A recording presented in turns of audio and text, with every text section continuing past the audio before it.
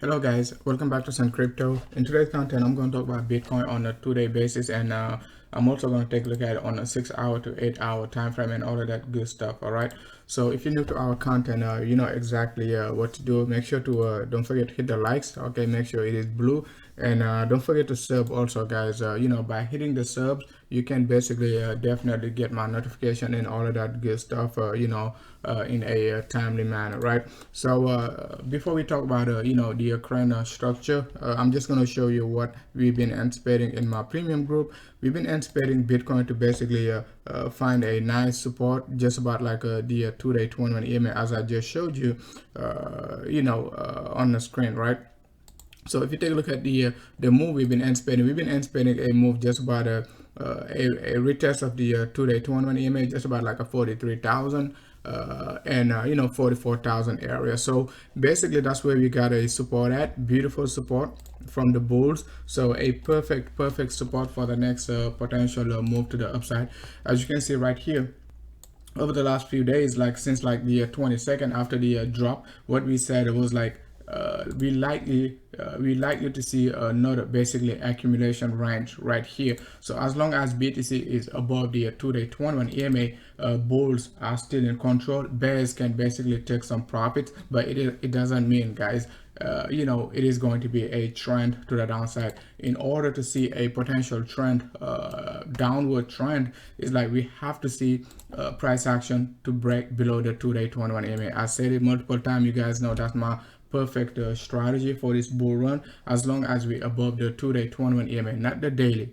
Okay, not the daily, not 6 hour, not 8 hour, but just the 2-day 21 EMA. Okay, we most likely going to see another reversal. Okay, but I was partially bearish. Partial bearishness only means like accumulation most of the time. Okay, so I was saying like I'm like 25 to 30% bearish, but it means at the same time bulls have to suck it up and basically buy the dip at the you know, 200 EMA. Beautiful support right here. Even if you go back in you know, January 19th through January 21st, what we said was right here, we got to accumulate the dip because we're going to the upside. Okay, if you take a look at it back then, right here, okay, we did not quite retest it, but we were looking for the 8 hour 100 EMA. Okay, we weren't watching the 200 EMA back then because the 8 hour was pretty strong. It was a pretty strong support. So we said we're going to be retesting 16.1 and we're going to take it to the upside. That's exactly what we did.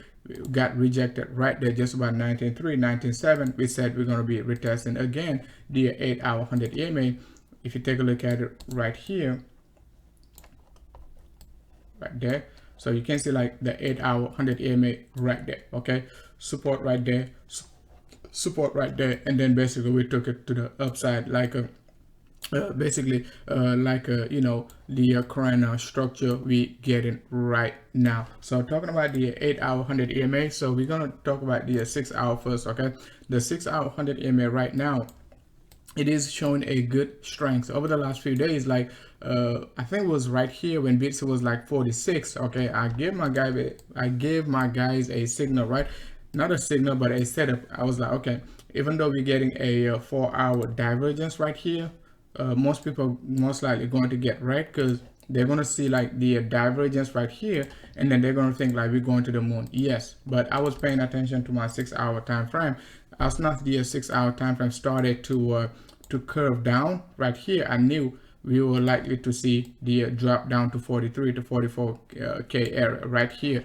If you take a look at it, if we go back to my premium group, right, you can see like right here, right there,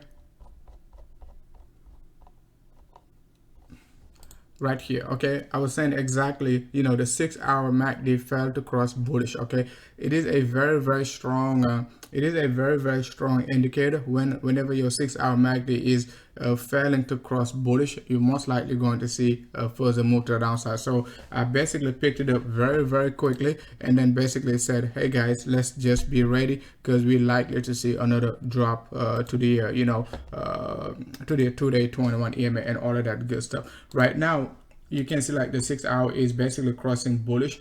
Price action above the 21 EMA that's a very bullish indicator. Okay, it is a very strong bullish indicator. So what we need to see right now from the bulls is like we just have to avoid creating a channel. Okay, we already got the channel, but we're above the 21 EMA, so the move could be very strong if we break the 52 resistance right here. If you take a look at 52, also in terms of Fibonacci, you can see like swing high, right, swing low, it is exactly at 0.618. So at the same, we got a good area of confluence, which is, you know, support at 21 EMA on a 2-day basis, and 0.618 going to be at 52. So once we hit 52, I'm going to give you guys another update. We're likely to see some sort of a consolidation at 52 and 49,000 area, okay, before a potential leg to the upside. We already know what we're looking for to the upside. It is up to 75 to 85k, but how we're going to basically break it down, how we're going to basically find a way out from this accumulation range, that's the challenge, right? The challenge is not to break above like a 57, because we're still in a bull market. We're still above the 21 EMA on a weekly, we're still above the 21 EMA on a 2-day basis. So the challenge really is like the accumulation range. Okay, so now let's go ahead and take a look at Bitcoin on the macro scale, right? So we're going to take a look at Bitcoin on a 50-day cycle. I'm just going to talk about the 50-day cycle, you know, very quickly, right? So the 50-day cycle, what we said is like, if we start a new, when we start a new 50-day cycle, we're likely to see a potential retest somewhere around like, let's say, down to 50% of the body candle right here of the previous 50-day cycle. Remember the last cycle, we retested what? We retested the candle open, right there. Okay, which was like a 28.8. So remember, we pumped all the way up to 40k, right, and dropped right back down, retest the low. So that was pretty aggressive. That was like January, I think January 19th through January 21st. That's when I was saying like, you know, we're not going to close below 30k. So as you can see, we did not close below 30k. Right now, challenging the 50% of the previous body candle, I think it is something pretty normal for the bears to be taking profits and basically dipping the price down to 50% of the previous body candle. So I don't see anything bearish on the macro scale. Okay, 50-day cycle, it is still pretty bullish. We got like nearly let's say we got like over 40 days to go, so I don't see you know, anything crazy as of now. Even a retest of you know, 40k, it is still going to be bullish on the 50-day cycle. Okay, it might be slightly bearish on you know, 6 hour, 8 hour, and all of that good stuff, but on the 50-day cycle, it is going to be a big buy opportunity for most bulls. Okay, so now let's take a look at the 3 weeks chart. Okay, the 3 weeks time frame, as I said, it is going to be crucial. My previous update, I talked about the 3 weeks time frame. Okay, the 3 weeks chart, we do not want the 3 weeks time frame to close bearish. As I said, as long as we can close just about like a 48,000 before January, not January, before March 4th, right, we're gonna be okay. As long as we close it green, because this candle opened just about like a 48,000, 48,044. So as long as we close above 48,044, it is going to be okay. We just don't want to close below 48,044 because it could create some sort of panics, right? But most people don't pay attention to the 3 weeks time frame. I think like only Sun Crypto pays attention to the 3 weeks time frame. As I showed you right here, after the candle closed, I was like, this candle, we just need to close green. As long as we close green, that's it. Same thing right here. Okay, same thing right here. And 50% of this week, it is going to be at 54, 52.